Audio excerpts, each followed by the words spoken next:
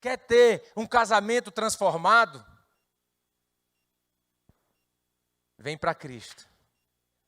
Bem, eu sou Nathalie Pinheiro, tenho tido o trabalho, tenho tido a missão misturada com o meu trabalho, aproximadamente 3 meses somente. Há 2 anos atrás nós tivemos a honra de estar aqui, falando para outros casais, contando a nossa história. Eu e o Beto, nós gostamos muito de casar, porém com a mesma pessoa. Então nós casamos, divorciamos e casamos de novo. E há 2 anos atrás nós tivemos o prazer de estar aqui contando a nossa história, compartilhando com alguns casais o milagre que nós vivemos, né? Porque nós casamos, depois de 4 anos de casados, eu engravidei, e com mais ou menos 2 meses de grávidas nós divorciamos. O Beto ficou morando em Brasília, eu voltei para o Ceará, e ali eu comecei o meu processo do meu encontro com Deus.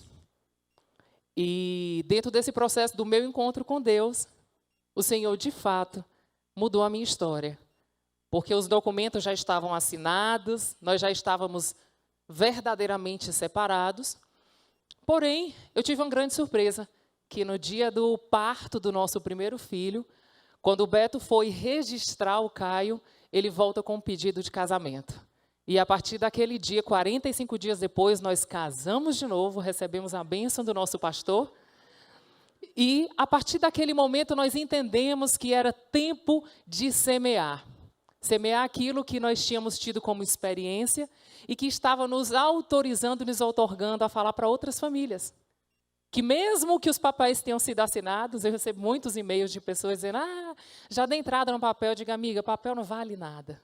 Porque quando Deus diz sim, amém, pode ser território diferente, pode ser estado diferente, pode ser cultura diferente, Deus faz um rebuliço santo, traz de volta e restaura. E foi assim que aconteceu conosco.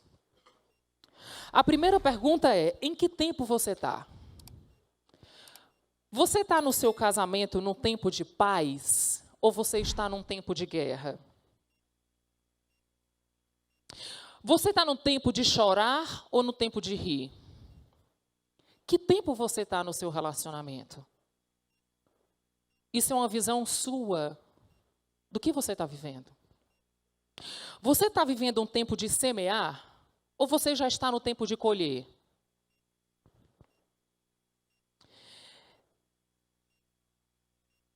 Quando Deus escuta as suas orações a respeito desse tempo, as suas orações são muito mais baseadas em gratidão ou em pedidos incessantes a respeito de mudanças?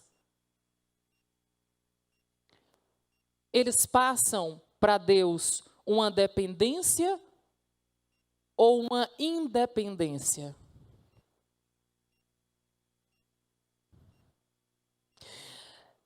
A gente tem vivido uma época, gente, incrível, onde os lugares que mais são atacados dentro dessa geração, de fato, nasce tudo no casamento. É incrível a quantidade de pais que têm gastado um absurdo de dinheiro investindo em tratamentos psicológicos. Eu não estou dizendo que isso é errado, mas eu queria levar vocês a uma reflexão, uma autorreflexão. A respeito dos filhos que estão abandonados, achei muito lindo quando o pastor Douglas pregou ontem falando sobre a nossa responsabilidade com os nossos filhos. Mas eu costumo dizer, e pelo que eu tenho entendido e acompanhado e estudado sobre esse assunto, as mudanças nos filhos não acontecem se não há mudança no casamento. E a mudança no casamento não acontece se não há mudança no indivíduo. Por isso que eu pedi que vocês ficassem, nesse momento, separados como um indivíduo. As mudanças precisam acontecer em nós. E falando sobre esse tempo, eu queria saber o seguinte: a palavra de Deus diz que a paz que excede todo entendimento precisa ser o árbitro da nossa casa e precisa ser o ambiente da nossa casa. Essa paz tem estado na sua casa? Ela tem achado lugar para estar na sua casa? Ou você, de fato, está num tempo de guerra? E aí eu queria ler com vocês em Tiago 4, 1, 3, que diz assim: de onde vêm as guerras e as pelejas entre vós? Porventura não veio disto, a saber, dos vossos deleites, que nos vossos membros guerreiam, cobiçais e nada tendes, matais e sois invejosos e nada podeis alcançar, combateis e guerreais e nada tendes, porque não pedis? Pedis e não recebeis, porque pedis mal, para gastardes em vossos próprios deleites. Olha que interessante, quando Deus fala para nós a respeito dessa passagem, ele diz assim: as guerras nascem das nossas cobiças. Que cobiças são essas? As guerras nascem dos nossos desejos de haver mudança. Mas sabe por que Deus fala que as nossas orações não são respondidas? Porque Deus diz que a gente pede mal. Porque a gente tem um pedido e uma oração muito egoísta. Sabe que oração é essa? Deus, muda meu marido. Deus, faz ele parar de beber. Deus, faz meu marido ir para a igreja. E eu estou falando isso porque eu fiz durante muito tempo essa oração. Deus, converte o meu marido. As minhas orações, elas eram sempre baseadas no holofote que estava virado para o lado. Ou seja, eram as minhas orações egoístas para o meu próprio deleite. E eu orava, e eu orava, e eu orava. E sabe qual era a sensação que eu tinha? Que quanto mais eu orava, pior ficava. Eu lembro que quando eu passei pelo processo do divórcio, quanto mais eu orava, mais o Beto namorava. Chegou uma fase que ele tinha 3 namoradas. Essa velha criatura, tá? Esse homem que está aqui é novo. E eu dizia assim, Deus, não é possível um negócio desse, não. Tanto que eu oro e esse homem mais namorado arranja. Não é possível. E Deus dizia para mim, está pedindo mal. Está pedindo errado. Vira o holofote para você. Peça por você. Quer mudar o mundo? Vai para dentro de casa e ama os teus. Madre Teresa de Calcutá nos ensinava isso. E eu não sei se você veio aqui, se você trouxe o seu marido ou a sua esposa aqui para que ela seja transformada ou mudada. Eu queria te dizer que se você veio aqui com essa intenção, você veio com a intenção errada. Você veio com a oração errada. E por isso as suas orações não estão sendo respondidas. Agora notem que ele entrou naquele lugar sozinho. E ele não pediu para Deus mudar o irmão dele. Ele não pediu para Deus mudar a mulher dele. Ele não pediu para Deus mudar os filhos dele. O que foi que ele disse para Deus naquele lugar? Deus, muda a mim, que tenho como nome Jacó. Deus disse para ele, como te chamas? Deus não sabia? Sabia. Mas o que Deus queria era que ele reconhecesse quem ele era. A podridão que ele carregava dentro dele precisava ter nome e precisava ser escancarado diante de Deus. E aí, naquele momento, quando ele assume os erros que ele tem, sozinho, e não se esconde atrás de máscaras, Deus disse, ok, não te chamarás mais Jacó, mas te chamarás Israel. E o convite que Deus tem para nós nesses dias é, não venham para cá, para o 16º Congresso Nacional de Casais, para mudar o seu marido. Vá você para o vale e busque lá mudar a sua identidade.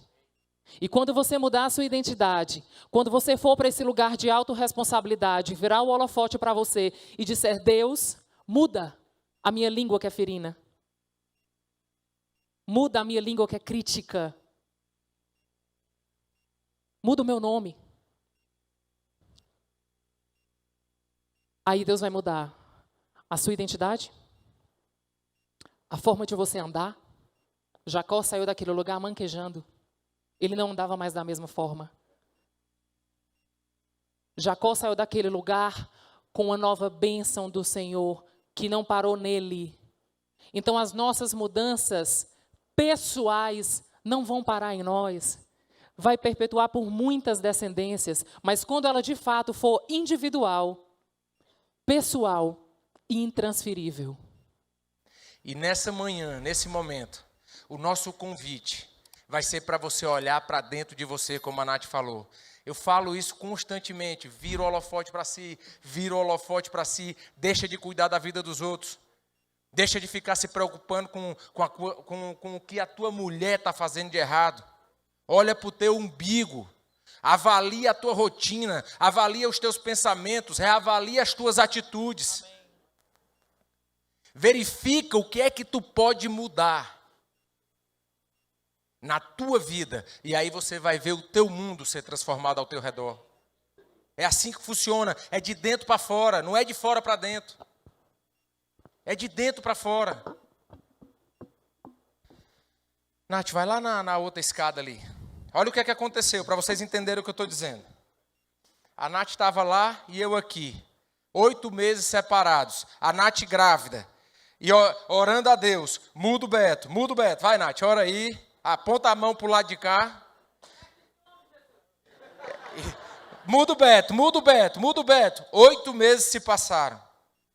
Ela não comentou aqui na fala dela e por isso que eu estou lembrando esse detalhe.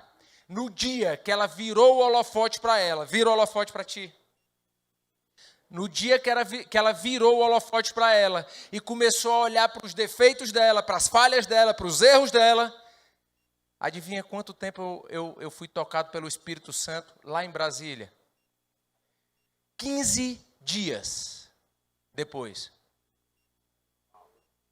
15 dias depois. Depois que ela fez essa oração. Obrigado, Nath. Pode descer. 15 dias depois dessa... Obrigado. Minha mulher é uma benção. É uma benção. Te amo. 15 dias depois, gente, o que é que aconteceu? Ela, quando inverteu o holofote, ela veio caminhando e veio aqui para o centro.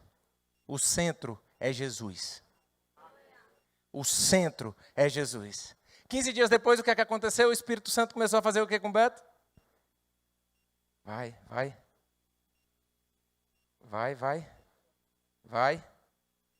É aqui, ó. E aí o que foi que aconteceu? A gente se encontrou em Cristo. Quer ter um casamento transformado? Vem para Cristo. Vem para Cristo. E na hora que o primeiro vem, um dos dois, pelo amor de Deus, em todos os casamentos que estão aqui, pelo menos um dos dois não pode sair desse evento sem vir para esse lugar.